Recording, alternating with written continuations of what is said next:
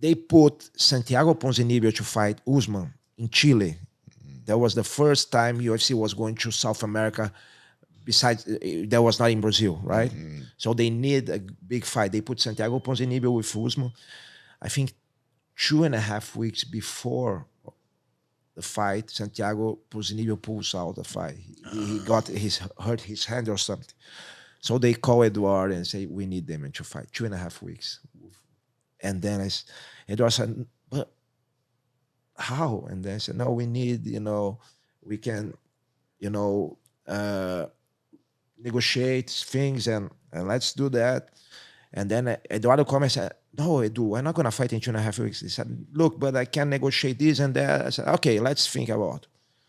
So we end up, signing the deal like 2 weeks before the fight. They doubled his asking his first. They 2 weeks before the fight. So I pretty much had a week of training. Wow. And then fight week. Yes. And I go fight that monster. Usman for me is one of the best athletes ever. He's amazing because he's tall, but not too tall to be skinny. He's strong, very athletic. Technically, he's a wrestler, but he's so good in striking because he's one of the few guys that can switch bases. So he follows you here. If you go other side, he switch bases, switch stances. He's so technical, so good. He's not so powerful like Woodley, but he's more technical.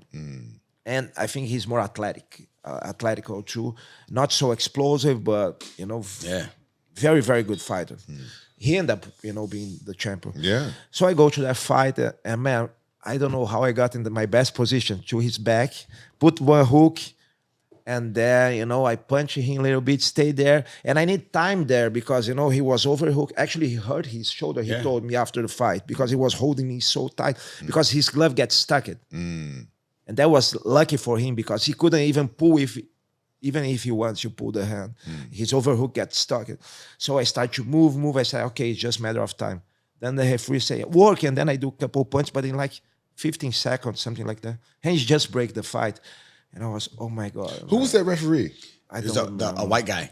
Yeah, I don't remember. I don't But I remember remember. Herb Dean talking about it on Joe Rogan. He said that, the ref said he had to stop it due to lack of activity. And you have a guy who's known as one of the greatest ever to take it back, and he's literally I about think to it was work the unlucky position. with the referee. Maybe he doesn't understand, If it was another judge, maybe, I'm gonna tell you why that was so disturbing. I can't remember where I was, but recently I was watching the fight somewhere, maybe it was the UFC, and it was the same thing. Somebody was on another fighter's back for a long time. I was like, stand him up, ref, it's boring. Yes. And they was like, you can't stand him up right there. Yeah. Because, he's on his back fighting for a position. Yeah. And I was like, oh, yeah. Yeah, what they do now, the unified rules is like, if you are in, say, inside the guard, they give you some time, but they can stand up. If you're in half guard, then they wait more because it's more dominant position. If you're in the mount or back, unless you sleep there, they say they're not going to stop because it's so dominant position. Right. So you're kind of favoring the other guy, And you can't contest anything like that in MMA, right? You can't. There's no. It's just unfortunate. It doesn't work like that.